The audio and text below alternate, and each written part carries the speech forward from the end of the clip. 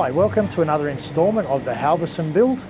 We're here on the basically on the main deck, the Wheelhouse, and we're just doing some mock-ups of where the instrumentation and some of the gauges and bits and pieces are going to go, and switches, etc.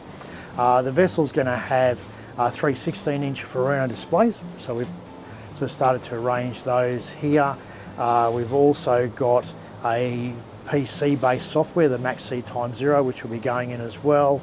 We've got obviously switches, and we've got some of our FI 770 screens, which are basically little multi-function screens. We've got a yacht controller, and we've got radios, and we've got a fire system, and there's a lot of bits and pieces going in, so there's a lot to coordinate. But I like to start with the biggest stuff first, to physically sort of see these are full size printouts of where they should be going. We have previously worked out this section here, height of eye, looking out through here, where the helm seat's going to be, where someone short like me can stand here at the helm. We can still see the bow and that, which is what you need, and your visibility is really good. At the moment it's a bit foggy because we've got all of the screens covered and we've got plastic up, but it gives you an idea. One of the other things too is I like to have access right through the Wheelhouse, so you can go from port to starboard without bumping into things. So we didn't have enough room to have a dedicated helm seat here, which I'm fine with. We're going to have a bench seat across the back here. So I'm a bit old school. When I did my training in the Merchant Navy, you know, the master that I sailed with as an apprentice for quite a few years would never let you sit down because you're more alert when you're standing up. So as soon as you sit down, you get comfortable, and you can fall asleep if you're a little bit tired. So I got into a bad habit of pacing back and forth, which I pretty much do at the gym and everywhere else. So, and I don't mind that. I think it keeps you alert. You want to be able to be out here, check on the side of the vessel, and be able to shoot straight across to the other side without having to dodge around things. So that's how we've sort of designed this. And guests can sit here, they can see over the top, and if you are on a long trip, you can sit here on the the bench seat, which will be part of the helm seat, and you've got clear visibility straight over everything. So I think it's going to be a win-win. Anyway, we're just starting to lay some of this out now. We've got a big list of everything that's going in here, but we're just starting to sort of put it together in a more practical sense rather than all drawings, because we're going to be starting on this quite soon now to start fabricating this section here.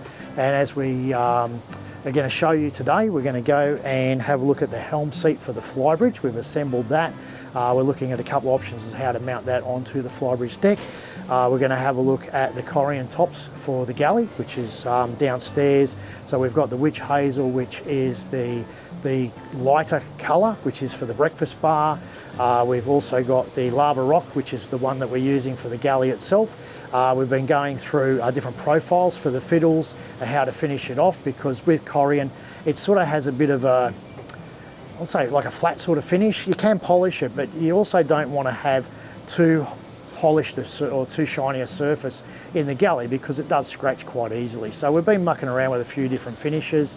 The guys are on top of that, so we're going to show you that. It may be a little bit hard to sort of see on camera, but I can assure you it's working out fine. So we're going to look at that. We're going to look at the transom lights that we've just installed as well, the RGB ocean LED. We'll have a quick look in the engine room, because we're starting to get a bit of space in there. We haven't been down there a lot because there wasn't a lot of room to move. It was very hard to film because we've been building bulkheads and partitions in the engine room to go around the water tanks. And the main reason for that is so we've got a bit of real estate to actually bolt some other stuff onto if we need to. If it's there, if we can use it, and if not, we don't need to. So I'll show you that. Then we'll probably go up to the Flybridge, and we did put the high build inside the lockers and that sort of thing on the weekend. So we'll go and check you up on that too, all right? Okay, I'm here with Scotty, who's in charge of doing the fit out for the galley and the bathrooms, and there's a big list, kitchen bench, breakfast bar, etc. So yesterday Scotty did up a couple of profiles here for the Corian. So if you can see, this is the lava rock, which is going to be used for the galley countertop, and we were just looking at how to finish off the fiddle and that sort of thing there. So we've got this one here, and then we also did this one as well. So Scotty, tell us about this, please, what we're doing. So obviously it's just Corian. Yeah. I think we'll go with this one just because it's easier for the cleaning. Yeah. It's not a hard corner. Yep. Looks a little bit nicer. No, Yeah, I do like that one. Now, this here, the finish on this, have we sanded that now? So that's the 1200 grit, Yep. 1500 grit Scotch Brite. Right. I'm not sure what grit this one is, but that's what that one is. So basically, after you've cut it and glued it and dress it, you're rubbing it down with one of these pads. Oh, going through all the sandpaper first. Okay, so so you're going to go for what? 180, 240, 320, 400. Then that. And that, right, okay. Oh, depending on which one you want. Yeah, okay. Yeah. Okay, now I'm saying, what did we do on the white one? The witch hazel, yeah. I've got a couple of samples there with these on it. Yeah.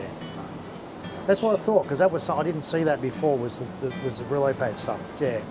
I've got those. That one's been sanded something else.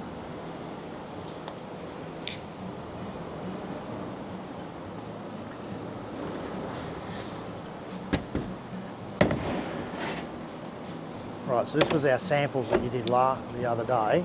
So that's maroon. So it's obviously that one. Yep. And that one, it's a bit hard to tell the difference, but if you look along the line there, you can just see the difference colour.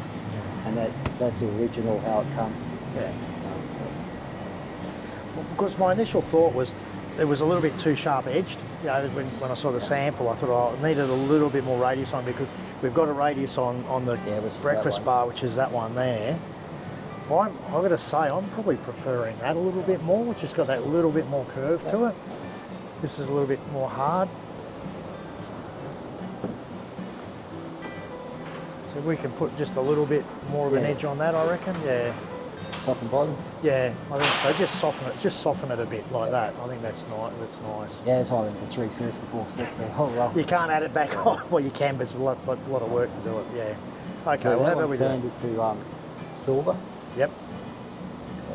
So It just sort of blends the surface in a bit more, doesn't it? Before it looked sort of a bit. So that porous. sample. This is one with the polish on it. Yeah. When you get in I the can light, see, yeah. you can see the swirls. Yeah. I think it's too much. Yeah, but like you said, if we have it too shiny, every scratch and mark and everything's going to show up on it. It's going to be really hard, because this is quite soft shit, isn't it? Really?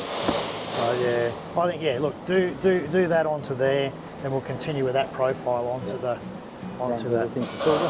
Sorry. Just go to silver for. I think so. Yeah, I think it looks good. Yeah. Yeah, well, that's the silver one there, isn't it? Yeah, it's just that little bit of shine to it, but not too much. I like that. It's nice.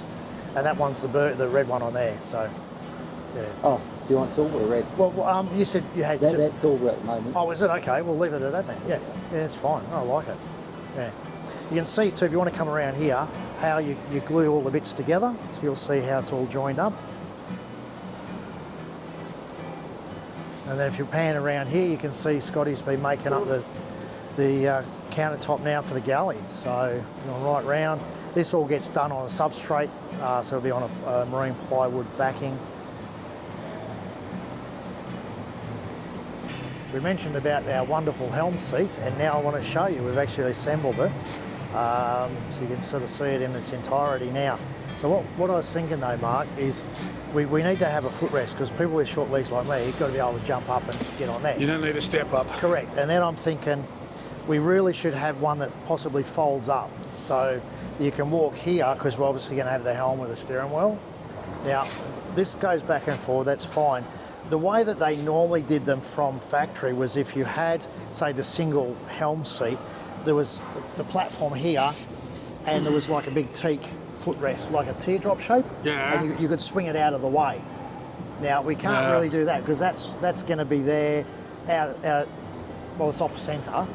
So I got these anyway, because I thought we can fabricate off that if we have to. So the couple of options would be to make a teak step that would incorporate those two and be down here, but then it probably wouldn't fold up.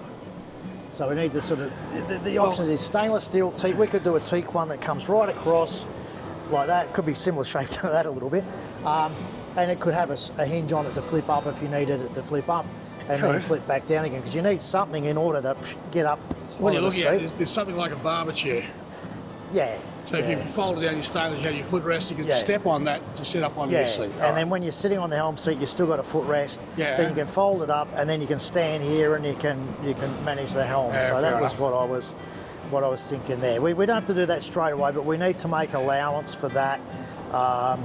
The idea I wanted to set up now is so we can actually work out how much room we've got around it when we're up on there. Plus, we need to look at what we're going to do here. Yeah, so base plates. Yeah. We can either go for a large double, so it incorporates the whole thing, Yeah. or we can just go like singles, like we've done for the winches and the Well, my initial thought bollards, is compression posts. same as what we've done on like the cleats and things like that. So we have the slight little bit of an angle on it, and that's all coved in because this will all have teak on it, so that'll give you a margin for the teak. Yeah. So these will be white. Yeah. So that'll be Same as everything painted, same as what we've done before. Yeah. So you want 2 singles. No, you don't like the double, the big one?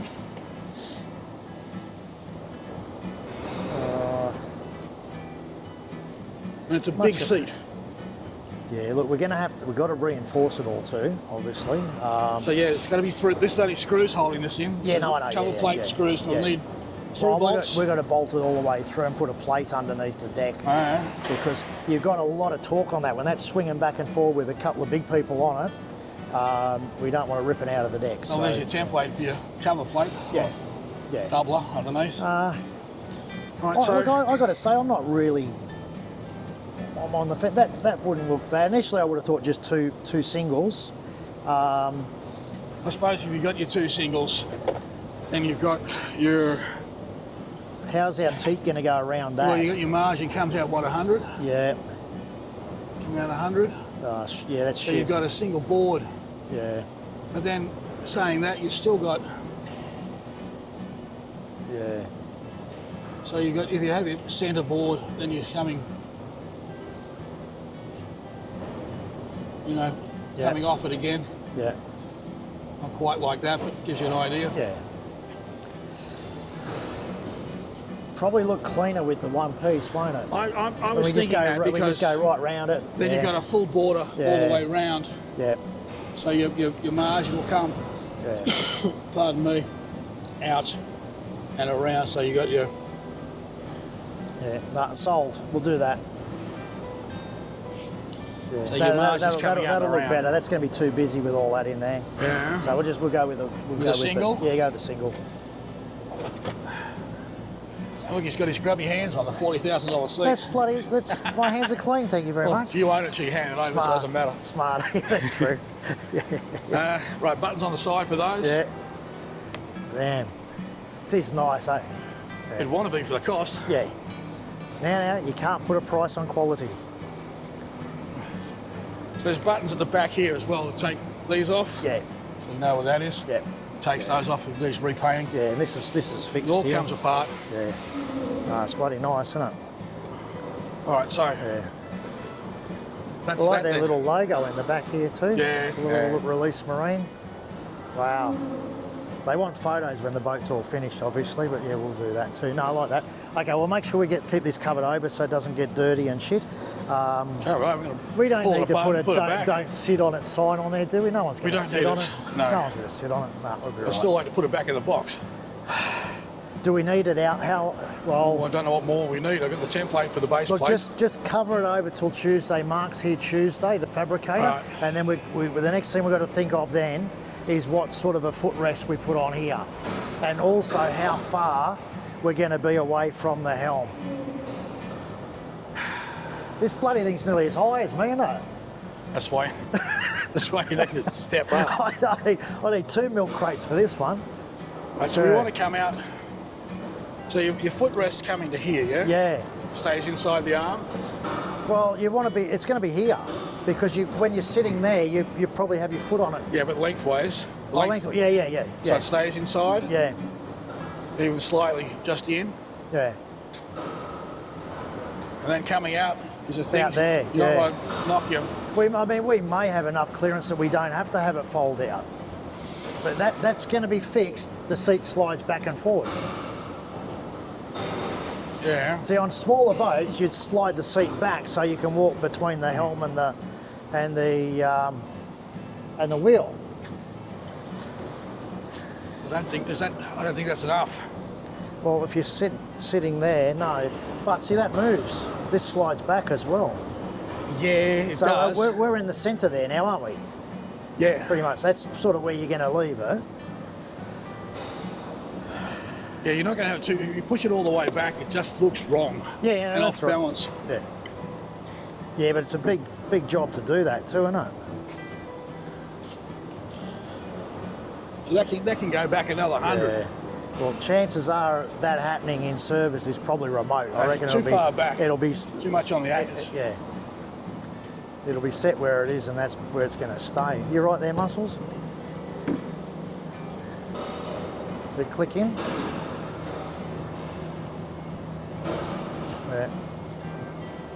There it is. Yeah, righto. A teak one would look better. Wouldn't it, really? I got something at home I can bring in tomorrow and show you. Okay, well, we'll do that. So in the meantime, we'll keep it covered over until next Tuesday, and then we'll pack it away then once we've done all our measurements. It's just for an idea concept, yeah? It's not going to work, but it's an idea. And it's slatted stainless. Like that. Yeah. And it's got a hinge like that. So you put insert teak into there, you know. So that was teak. And you still got your stainless rails showing. Yeah. So I'll bring it in tomorrow, have a look at it. Yeah. But then if you made it longer as a single, have a look at what I bring in. Okay, no, It's just an idea. No, fair enough. All right, so we're going for the big one. Yeah. So I'm going to need to get some Moranti. Yeah, okay. Or I have to glue have up. we got solid balls? We need more. Well, I can either that or glue up. If it's got to we'll get have a look cloth and and glue. let me know then. Yeah, okay. We've also got to do. Did Simo mention to you about the plinth for the searchlight? We'll do that on the. No, I didn't mention that, but your underwater lights are in. No. This is for the searchlight that we're fitting. So well, I haven't done that yet. Add that to your list anyway, all right? Anyway, So, the underwater lights are in if you want to have a look Yeah, at I'm them. going to go and have a look at those now. Actually, we better go down there now, and we'll go and have a look at the underwater lights. So we're going to go down now and have a look at the transom. All right, so that's the optimum spot I could find, going by what's on the inside of the boat. There's only a small cavity inside where your bulkhead was, and then you've got that, and there's the side of your bed, and that gets covered by your bedside table in the master suite. So that is the only spot I could find where I could get the lead in and have it 100 below the water line. Okay. There's no other place to put it. And all right, so well, look at the light angle and everything. It won't get shrouded by that too much, so that's fine. they're the colour ones. Correct. Yeah, They're the ones that change colour. Yeah, they're the RGB Ocean LED. So they'll change colours, and with this one here, we can actually connect it into our Furuno system through the network, and you'll be able to turn the lights on and off there. We will most likely have a switch on the transom as well, but you can do that, and you can control the light. Not the intensity. What do they call it? Changing the colours. It's the bloody whatever it is. Ask a teenager. That's it. Yeah. So there's a name for that. Anyway, it does. It changes colours. You can have every colour of the rainbow if you want to go that way. But it was partly because it was that was one of the best lights you could get, and that's what we put in there. We've only got two, as you can see. The water line, once you get out to the side here, there's not a lot of draft.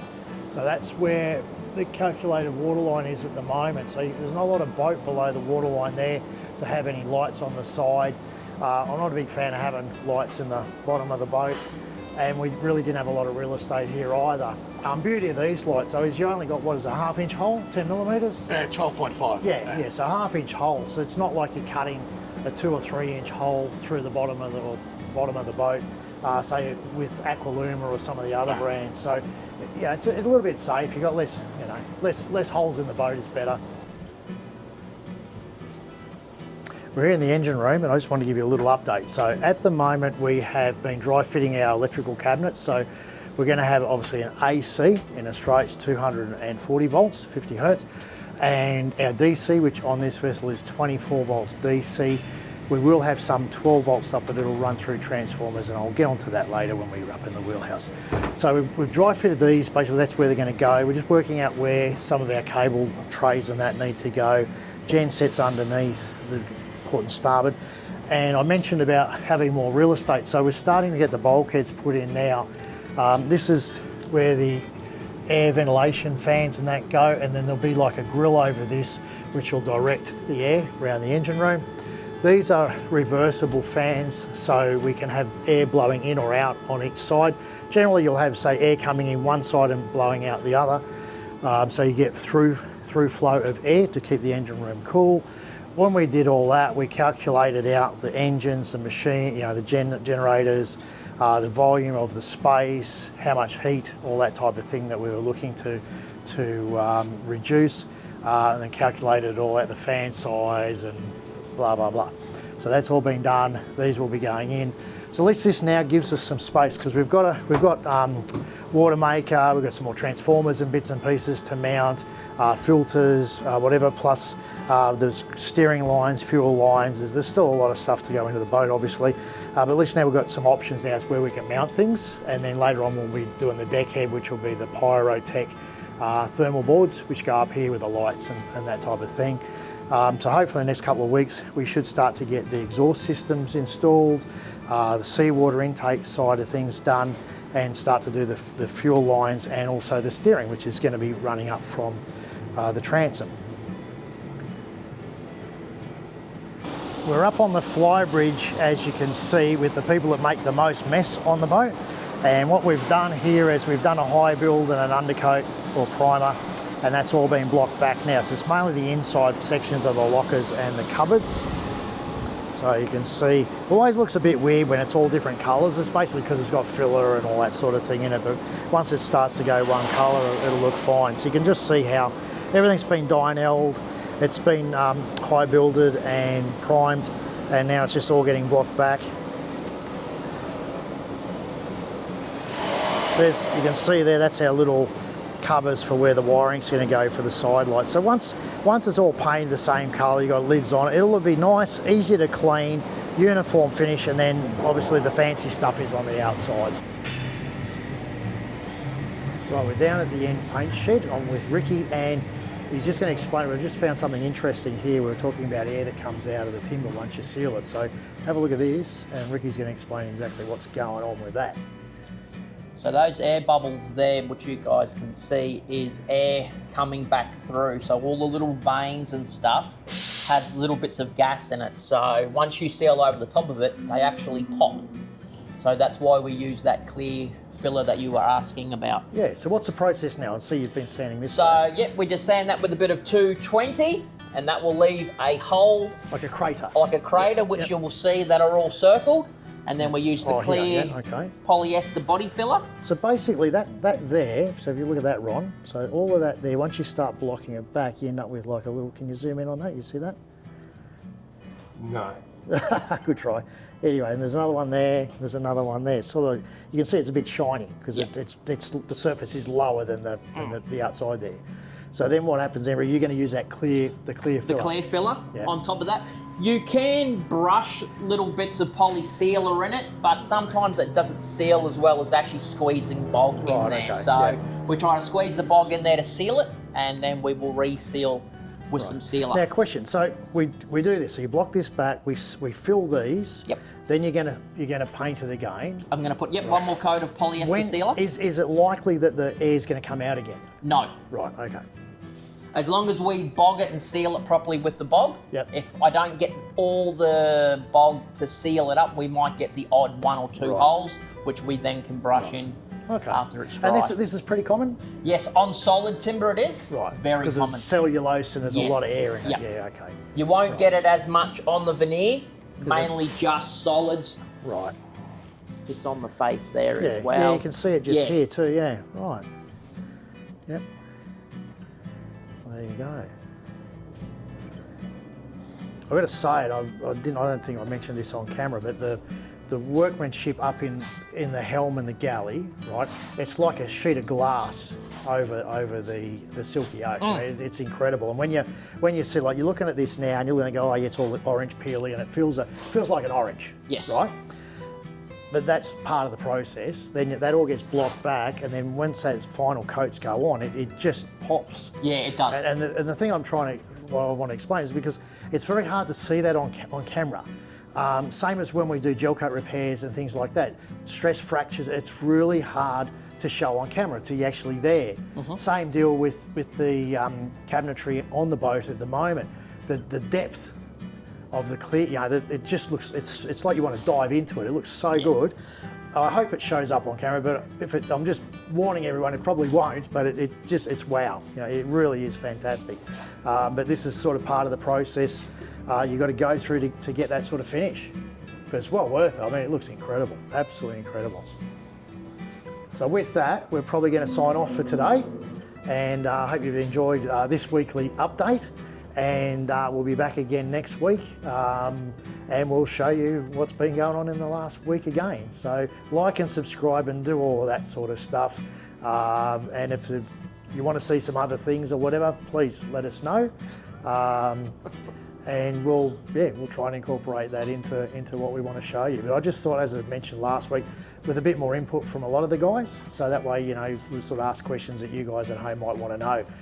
You know, I've been doing boats for 30 odd years. I've never seen clear filler until I had to order it for Ricky, and now you know, can understand why you can use it. We've always done the other method where you just brush a bit of clear in and that, you know. So yeah, it's always great to learn new things as well.